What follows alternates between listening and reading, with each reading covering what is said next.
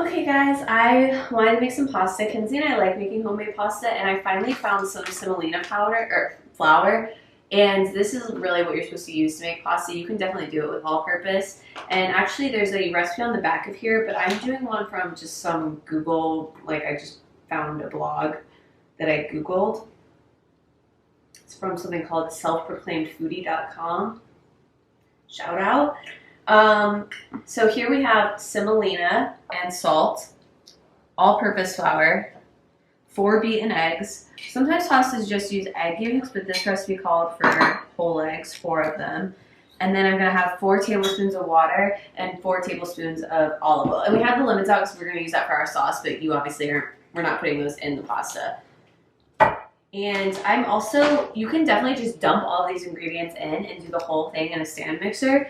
But for purposes of this video being a little more interesting, I thought I would start by mixing it by hand and then transfer it to the stand mixer to finish up. Also, my handy dandy scale has to be part of every video. I obviously measure my flours with that, so pasta making though is like not as exact as bread making. So you can, like, if the texture is not right or whatever, you can always add flour. So I'm just going to mix these all together. So the traditional way of making pasta is you do this and you make a little, what would you call it, Kenzie? A well. A well, thank you. Mm-hmm. A crater, if you will. Yes, you make a little well, and then I'm actually going to put all of my liquids in with the eggs. So I'm going to do, I just put my water in here because it was easier to. Have you guys ever tried to like fill up a tablespoon thing from the faucet? It just doesn't stick in there. It just bounces out. Do you have that problem? Just me? Just me? We'll keep that just in case. And then our olive oil. I also learned last time when we made a homemade ravioli. It was the first time making filled pasta. And we learned that it's important to have olive oil and something like that because it gives you a little bit more elasticity, and so you're easier able to like spread out the dough and get it all good to go. Also, this is me again not knowing what kind of things to film, so No! Volcano! Pompeii. Ooh, my well wasn't big enough, guys. Yeah.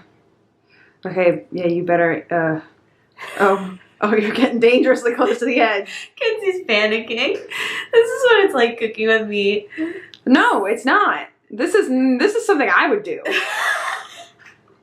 Are you kidding me? I always have at least like one fail on the way to. I'm bad at making pasta. Mine's always so much chewier than yours. Okay, here we are. We're good. Okay. You're still gonna run into it. Like, Kenzie, you're fine. We're fine. We're Gucci. We're Dolce and Gabbana. I'm used to Kenzie's heckling. Mm-hmm.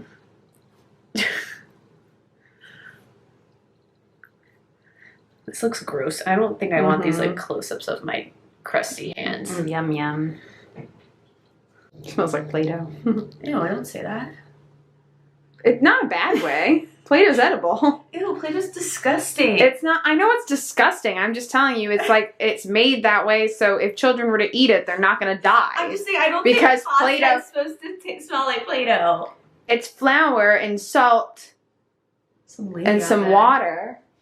Oh, that's our neighbor. I'm sorry. I was like, who the hell is that? She had a new haircut. Okay, can we pour in that little bit of... Mm-hmm.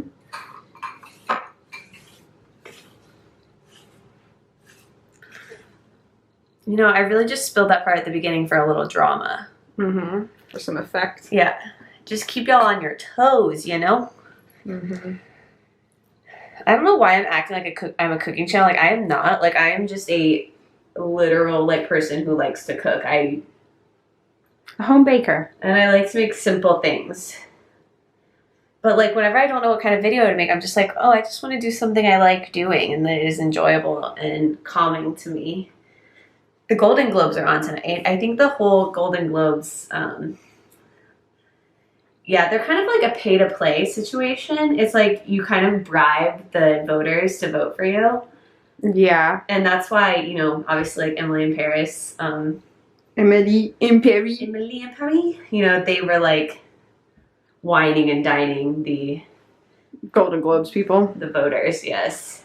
Yeah. So it's all a scam, but I think Amy and Tina Fey, Amy Poehler and Tina Fey are hosting again, and they're like, that's become like their gig. Yeah. And I always like watching them. They're separate. Tina's in New York in like the Rainbow Room. Oh, really? And Amy's going to be where they're normally at the Beverly Hilton. Oh, that's going to be weird. I wasn't even thinking. Because I think it's mostly on Zoom, yeah. Yeah, because so many things kind of have been like restarting filming it. I thought they would just do like a pared down. Because I think even for like the MTV Awards, they did like a. Yeah. They even had like a mini red carpet and they just had people spaced out. Okay, so I'm going to stick this little puppy. Like, look how far we came pretty quickly, right? So now we have the dough hook on our kitchen stand, and we're gonna let that go for a few minutes.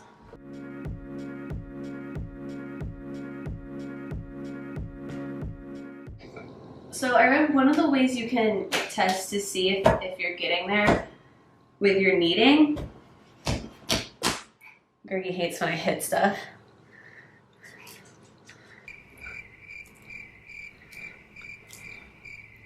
Ooh, what's the test? Oh, sorry. So we cut into it with a bench knife, and you see if it has a lot of air bubbles in it. So it kind of does. So we're gonna keep going. Testing a second time. Yeah, let me give it a little look. Oh, I can feel already. It feels better right now. Okay. I don't think it might not be exactly there yet, but. It does feel like Play-Doh. I mean, I'm nervous it smells like it. Like I said, again, it's flour and then there's salt and water in it. I mean, I know Play-Doh doesn't have eggs. Is made out of? Yeah. No, like commercial Play-Doh is not made out of that, is it? Yes. Really? I thought that's just like if you're making it at home. No. Play-Doh's really made out of. Yeah. How do they keep it like? Like must put preservatives. I think they must put certain things in it, but like it's literally like one of those things. It's like how Crayola's non-toxic, so it's like. Odds are a child is going to eat Play-Doh. Well, no, I know it has to be like, you know, non-toxic, but... No, I'm next to positive that Play-Doh is still made that way. Interesting. We all made a Play-Doh ice cream cone and we all wanted to take a bite out of it when we were kids. Don't lie to me. I had a hot pink ice cream cone and yeah, I wanted to take a big old scoop of that. I actually think that looks pretty good, but I'm going to put it in for one more. Yeah, I would put it in one more time, but it does look really close.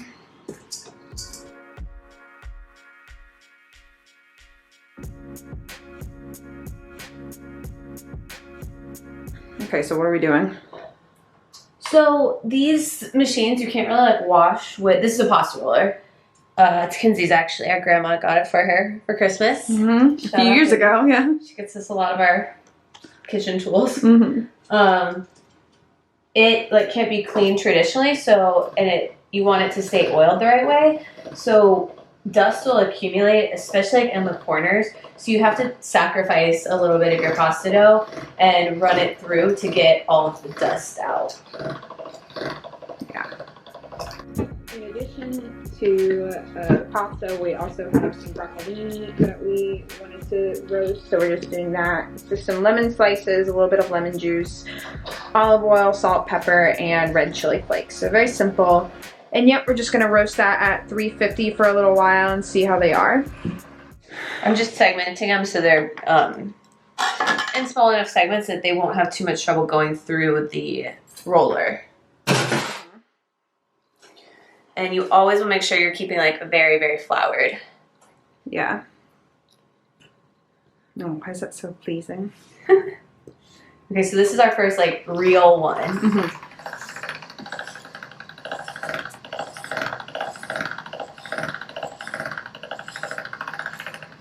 Okay, this part I probably will fuck up, so anyone can correct me, but you fold it in 3, and this will help keep the sides straight on your pasta. Beautiful. So we got a little bit of rippage there, but Well, I feel like we have That'll to be okay. maybe go through it once more, and then we can downsize to a smaller setting. Yeah. Because again, yeah, you just wanna, you'll pull it. Bailey will pull this knob, and then we can set it, make it to a smaller setting when we're done. Ew, buggy. All right, perfect. Yeah. Yeah. So now we're gonna pull this out. We're gonna go down. Mm-hmm. And usually, kind of the rule of thumb, at least for us, what we've done is like if it doesn't tear, then usually we'll do like 1 to 2 rolls and then go down.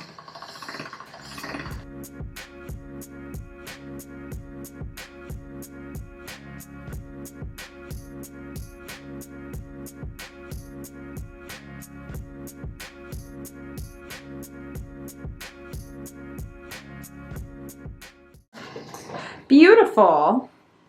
Yeah. So we'll just get them all to this stage, and then we'll cut them. Mm-hmm. So we gotta go back. I know, guys, this is really thrilling. But doesn't this make you appreciate restaurants that have Fresh made pasta? Yeah, because it's actually like it's not hard, but it is kind of work intensive as like it's hands on. A lot of kind of hands on time. It does make it easier because a lot of them, especially like if you're someone who also has a KitchenAid, ours is now back over there. The KitchenAid does have a pasta setting. And so it's usually very easy. I when my grandma bought this for me, I didn't have a KitchenAid. Well, and that costs like it's an extra like $160. It's pretty expensive, and this one was, I don't know, I liked the idea of hand rolling it. Yeah, it makes you, if you're gonna make pasta, it's kind of like, okay, well, this is a treat. I feel like this is kind of a treat for us, and it's an activity, and it's fun, and it's a simple machine. It stores easily.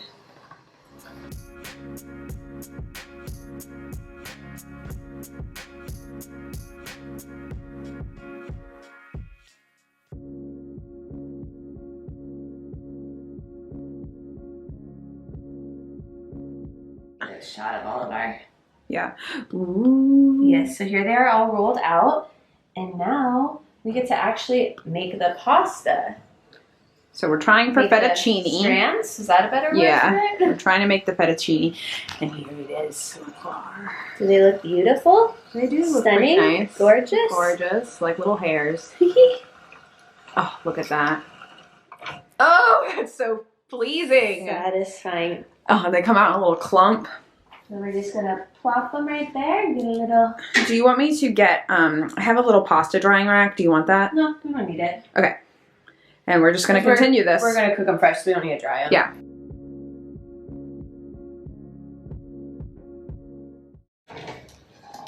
So this is our last one. Cute. And so they're so cute. A little Raggedy Ann, but you know, she's cute too. All so beautiful. So we got our boiling pot of water. Honestly, I'm completely like freewheeling the sauce because normally I would do it with like a heavy cream and more Parmesan, but we don't have that much Parmesan and we only have whole milk. But you know what? That's the beautiful thing about cooking is, what's it called? Improvising. Yeah, improvisation. That word.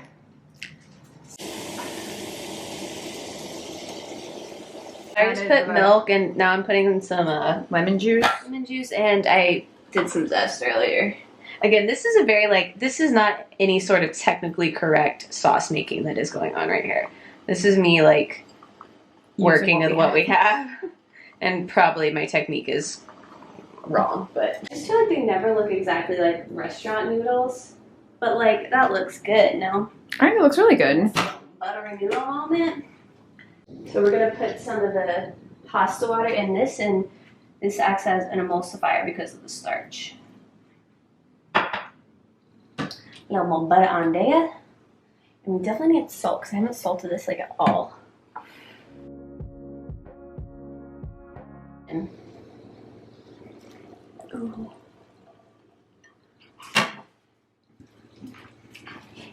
So this part is also going to help emulsifying it, just moving it around pretty quickly. And then also once it starts to cool, you'll notice it will thicken up even more.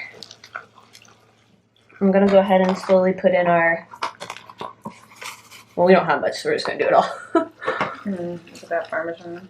a nice close up. Macaroni and a It is very toasty over here right now. Yeah, I'm a bit warm. We're both wearing sweatshirts. That doesn't help matters. That's looking good, bae. Yay. And the final product. Gorge. I hope you guys enjoyed coming along on this pasta making adventure. I'm sorry if it wasn't like the most upbeat, entertaining video, but I had fun doing it. So I hope you have fun watching it. And I will see you in my next video. Sorry this whole outro is blurry, but bye!